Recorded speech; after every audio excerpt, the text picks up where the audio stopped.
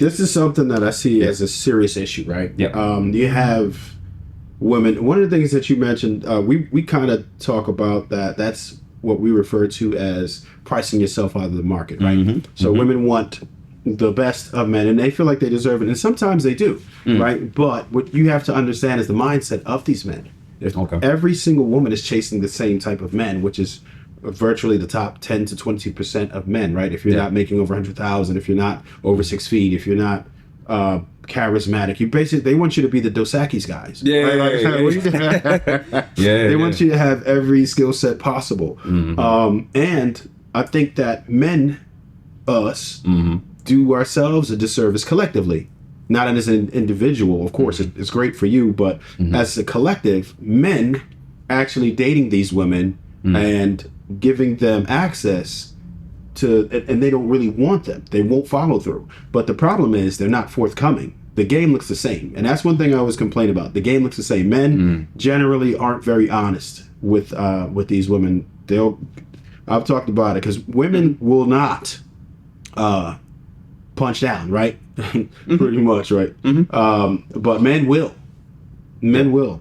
And they will absolutely not pursue for marriage, but for a fling, for a short term, they will go down just because maybe low hanging fruit, less of a hassle or whatever. And they're not very honest with these women. And I think we're doing ourselves an absolute disservice by doing that, because now once a woman gets a taste of that, that's her speed. And she thinks that that's what she's supposed to be dealing with from now on. That's not her level. Right. Otherwise, that's not it. Whereas if I went and I caught a baddie, a dime that particular night, I already know, damn, I got that off. Right? I got that off. And I'm like, oh, but that doesn't mean that now it's all dimes from now on. No. I understand that I got that off. And that's it. So is there a way that we can, and I don't want to say convince them, but have women at least realize that this is a thing, and sometimes these men that they really want don't have the best intentions, and you can't make them. Winter is coming, and the wall is undefeated. The reality, like, we keep talking about this topic as if we haven't all experienced the reality and truth of how hard it is to change anybody's mind about most things. Most of us, men and women, go off of experience in terms of that's just the reality of it. Yes, it's true. There are going to be some men and some women that learn from their mistakes and adapt and grow and move on. A huge percentage of them are not. Like, when you say men are being dishonest, facts, true. I've been one of those men. Like, me too. Right? I care for it. Right. So my view is that if we were born in another time in another culture where polygyny was more normalized, where it wasn't unusual for a man of means, of wealth, of status to have 1, 2, 3, 4 wives and or concubines, we wouldn't even be having this discussion right now. The issue is that when you live in modernity, where all the titles are removed and where women are trying to enforce monogamy, where I will break up with you and I'll divorce you and take you to court and get alimony and child support. Right. You've created a market where in the past and previous generations, they accounted for male sexuality, they accounted for male value, and they accounted for male promiscuity, where they acknowledged that this existed, that women would sign up for if he met certain markers. And now in modernity, you don't allow that. So you're taking men that are celebrities, athletes, some of the most desirable men in these given cities, plopping them into modern times, and are expecting them to act different than all men in almost all ancient civilizations throughout the history of time. Where else in any other culture was a man that was a top 1 or 5 or 10% man in the country required to be with one woman for the next 40 to 60 years of his life? For the record, do you think that it would work better if we were not forced into monogamy? Yes. Yes. Yes. And it's not even just speaking as a therapist. Let's just slow down with this logically. A lot of y'all that's going through the divorces, women specifically, if you're coming out too late, now you're competing. If you're in your 40s and you got divorced, you're now trying to compete with women that's in their 40s, 30s, and 20s with the small pool of men that you actually want. You're 40. You probably don't want a 20-year-old. You may not even want a 30-year-old. And a lot of the men that's at your age, if they also are making really good money, they may not be checking for you. So you've created, by the rampant increase of leaving, 70 to 80% of initiations of divorces, the single mother households, the trauma, the struggle to pair bond. When you factor all of these things in, a lot of these things were created because you were trying to take an external law and external consequences to change men's nature. They're gonna get you for that one. That's fine. That's fine. But what I will say is this: not all men qualify for that privilege. Right. And in the past, that was the case. When women hear me and Miss Ali and other figures speak on the issue about polygyny, I always ask the question: if you had to choose between giving one man 20 chances or 20 men one chance, which would you choose? A lot of women's lifestyles and their actions, if you ask them straight out, I don't tolerate cheating. First or second time, I'm done. Okay, you keep racking up the body count. None of these guys are paying dowries. None of these men are having to meet your family, stand before God, stand before the church or some religious ceremony. They don't have to do any of these things. Y'all are giving them access. You're giving them access to these things, and then you're shocked when most of the men that y'all want don't want marriage. You're leaving the ones that do marry you because they cheated, and the ones that can't cheat because nobody wants them, you don't want them. This is the market you created. The reason why these previous generations, especially 300, 400, 500 plus years ago, was probably not going through these things is because they accounted for what the issues are you're focusing on now. The reality is this was an interesting social experiment. There was some great pros and some great cons, and whether the state recognizes it or not, a lot of y'all are already sharing anyway. You're sharing when you're not married to your baby daddy and he dating somebody else. You're sharing his time, you're sharing his energy, you're sharing his resources.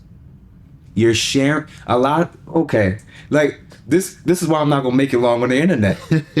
Aren't they sharing? Listen, you don't have to tell me. I know they share. First of all, you already sharing. So that thing that was considered a privilege for a man to be able to do something like that, you're allowing men to be able to have options with children and relationships and dating and sex without giving you marriage.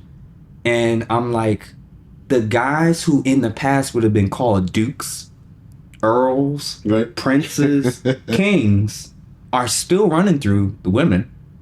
They just don't have to reap the consequences of getting married or getting remarried. Right. So y'all can keep pushing this enforced monogamy thing. That's why men are doing MGTOW, men going their own way. You have men that are opting out of no longer going to clubs. They're no longer pursuing women. They're not asking them out at work anymore. They're not pursuing them at the gym. A lot of these men. What are they doing?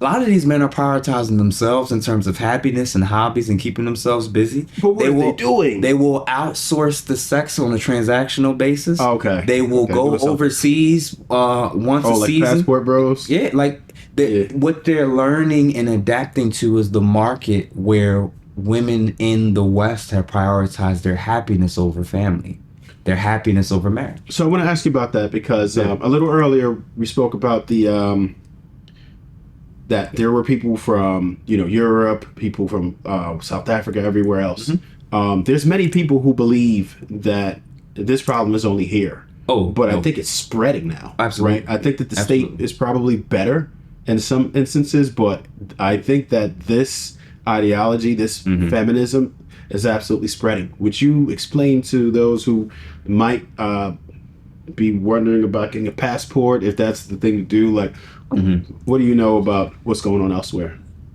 So not all men's reasons and justifications for doing this is even the same. You have men who can get women here and choose to do it over there because it's just literally cheaper. It's cheaper to buy a home.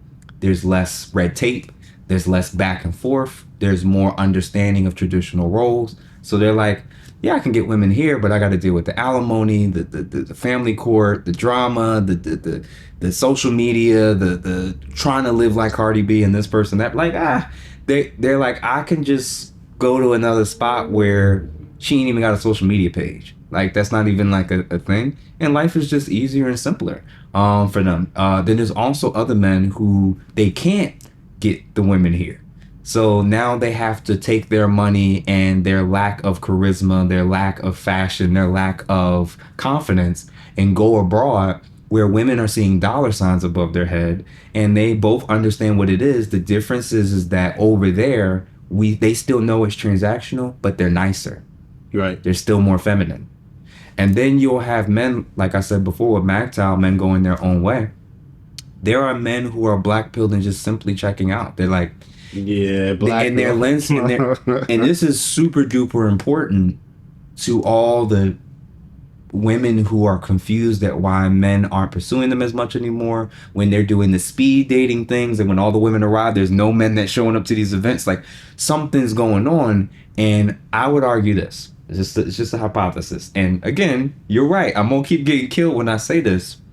If you owned a store and none of the customers was coming to buy your products, you don't get to say the problem is the customers. The product, the problem is the product. The problem is what's being presented to the public, and the public feeling that what's being presented isn't worth what the price tag is. So if they're seeing other women, so they don't hate women if they're going to other women, right?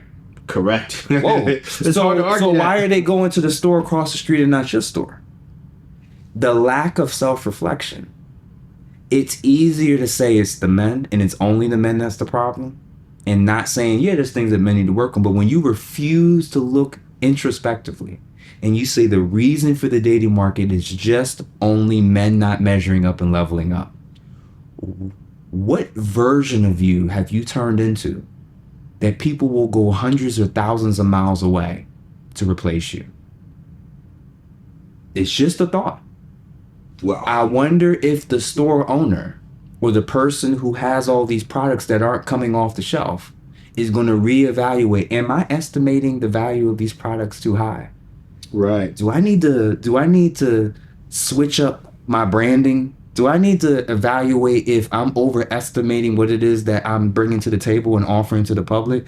Why is my store about to close down and I'm about to hit the wall and lose my business versus adjusting to what the customers want? If you are a woman who always gets attention from men because you're a woman and you're beautiful, and you're not ending up with the type of caliber of men you want, I wonder if there's something that you're presenting there's something that you're presenting to them of how they're interpreting your behavior, your words, and your actions that's not matching how you're feeling and thinking you are.